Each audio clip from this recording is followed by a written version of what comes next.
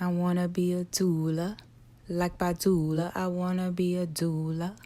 Hey. What's up, you guys? It's your girl Donna. Thank you guys so much for tuning in to another episode of Doula Diaries with Donna Maria.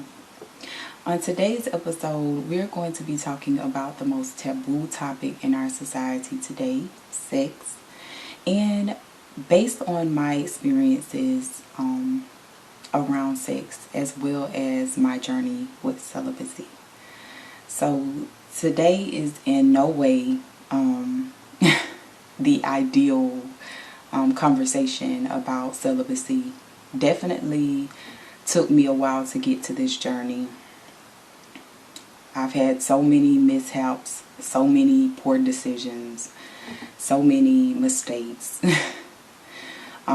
But I felt like it was vital for me to come on here and have this conversation because this is ideally for that little girl who may be looking for advice, and she might have gotten a few respective tips from our disrespective tips from our favorite celebrities and twerk artists. Just bringing a fresh perspective, something a little different in regards to talking about sex, because we definitely don't do that enough, as well as starting a conversation that is healthy and productive, as well as providing guidance about responsible decision making based off of experience. So I'll say again that my journey with celibacy, 4 years, 4 years. And don't let anybody tell you that that ain't something that you should be proud of, because you should. If you have been on this journey, anyone who's out there and they're on this journey with me, hit me up, let me know. Let's talk about it. If you feel like you don't have anyone to have this conversation with, don't hesitate to hit me up, because we can support each other in this process, because it's not easy. And I feel like people feel like you're lame if you decide that this is the journey that you want to take, but you're not lame. You're actually regal, okay? But in the same sense, people who are deciding that, it's something that they don't want to do, you're no less important, you're no less worthy, you're no less loved.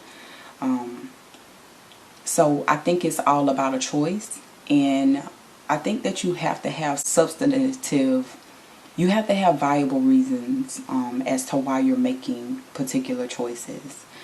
I would just encourage anybody, don't just be out here giving up your body, relinquishing yourself to other people just because you feel that's what they want, just because you feel like it's validating you.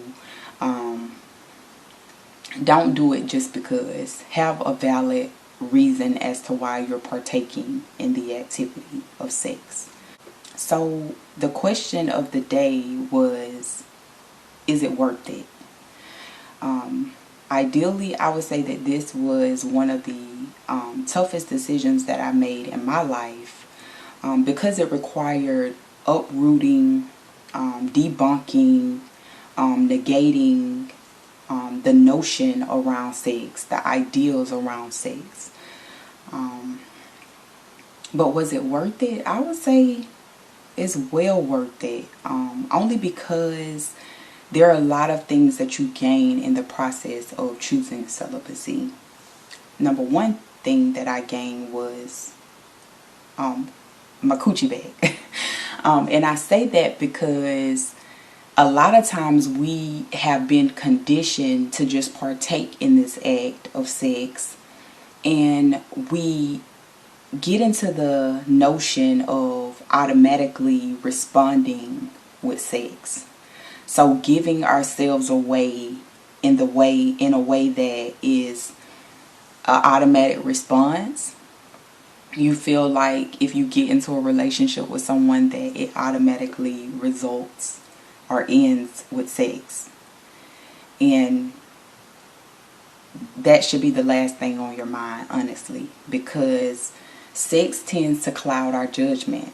Sex tends to put us in a position where we permit things that we shouldn't be permitting, only because ideally we create soul ties and connections with people who aren't necessarily the best people for us. And I feel like it's okay to say, no, I'm not interested in having sex right now. Or you don't even have to have the conversation. You don't necessarily have to talk about sex. But if sex is the only thing on that person's mind, then I think that that tells you a lot about that person. Maybe that, number one, they're just a person. They're human, right? But number two, if they don't have the ability to have sexual self-control, then that can be a deal breaker in a lot of relationships, because if they're not getting it from you, then the likelihood that they're probably getting it from somebody else is pretty high. So it allows you to see how that person can actually control themselves in the manner of refraining from sex and building a relationship, a substantive relationship, off of things that actually matter, off of things that are of value and substance. And ideally you can navigate that realm and explore those things better when sex is not in the equation. And it took me a long time to learn that. Again, I stopped having sex when I was 25. And, you know, sex was not frequent. It was sporadic. But in the same sense, I felt like I was attaching myself to people who didn't necessarily have my best interest at heart. And they didn't want to be with me in the overall scheme of things. It wasn't the intention of a long-term relationship. And it definitely wasn't leading to marriage. So I had to make a decision on behalf of myself. The second reason why I feel like sex was worth it was because I got back into alignment with God. That's ultimately the most important thing to me. That's the reason why I felt convicted, or my spirit was speaking to me saying, you know, this is something that needs to be done. So it allowed me the opportunity to really sit and listen and hear myself, my thoughts. I got the opportunity to really detox from the act of sex. And, you know, all those voices, all those things that we hear and we act on, and we don't really know why we're responding in the way that we're responding, oftentimes those things don't belong to us. So we have to detox the body in order to be able to come into alignment with ourselves and to create a healthy, productive relationship around sex. Because ideally, as women, we are sensual and we want to exude confidence and self-esteem and self-love outside of the realm of trying to, prance, in a sense, for a man. We want to be able to do these things on behalf of ourselves and loving ourselves and just having the feminine element of sensuality. And you don't want it to be around sex. So sensuality and sexuality can be exclusive of sex. It doesn't have to mean that you are trying to exude these things in order to have sex with a man. You can actually be in touch with yourself and your sensuality and your sexuality without trying to entice a man. And that was something that I learned, and something that I actually enjoy in my private sacred space. I enjoy, dancing and loving on myself and exploring my body and myself, not in the realm of, sex, just self. And I had to, learn that when I stopped doing it on behalf of a man. So I feel like it's worth it. The journey is worth it. And lastly, I want to save myself for my man. Like, I don't want to have been, just out here. I don't want to have, just explored sex in a way that is now just a automatic act. I want it to be something that has to be explored from the perspective of interest and inquisitiveness and not knowing. We don't have to know everything going into the experience, especially with a new partner.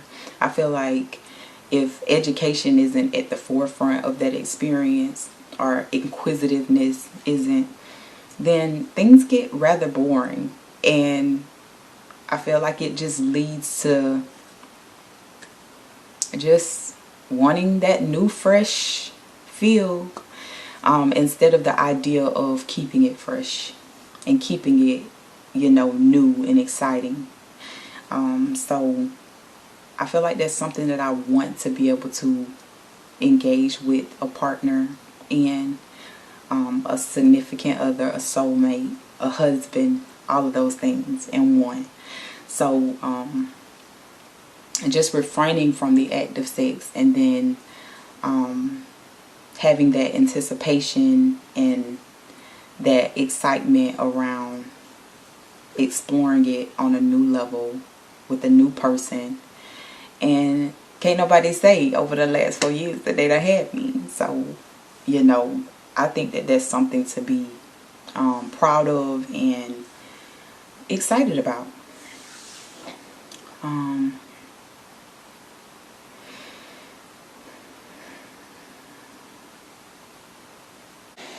So yeah, and having to digest the amount of information that I'm sharing with you guys, I feel like that is a good leadway into part 1 in today's episode. I hope you guys enjoyed it. And until our next episode of Doula Diaries with Donna Maria, I wanna I'll see be you a guys. doula. Hey.